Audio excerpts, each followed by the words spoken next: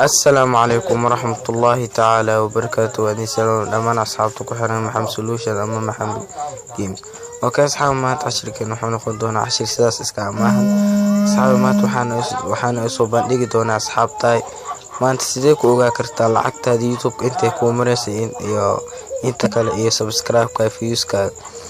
اوكي asxaabe mid aan sheegaya marka aniga hada YouTube si toos aan u galo wuxuu ii sheegay subscribe rasmi kuma sheegayo meeshaan channel hadii si doorto my channel ayaan leeyahay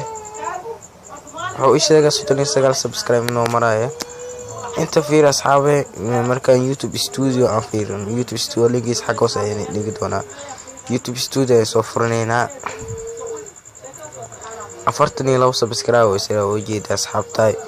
in isticmaali furay sida u jeeda dhamaantiinaba kaas asxaab mid kale waxa weeye aadin la wadaaga aan doono mid kale waxa weeye inaad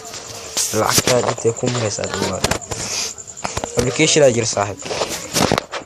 YouTube studio waxaad isku dejinaysaa Play Store-ka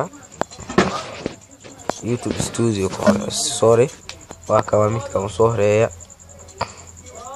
aniga hore oo soo degsaday meeshan waxa ku qoraysaa how to match this. Okay sahib sorry how to match nigis xaga wasay nigi doonaa amidka aan hore ka sii dooro open ad leedahay sahib waa loo talgal YouTube meesha ay ku qoraysaa channelka magaciisa magacaada hadda waxaan ku qorayaa meeshan oo kale waxaan qorayaa saaxiib yaal set groups oo kale set groups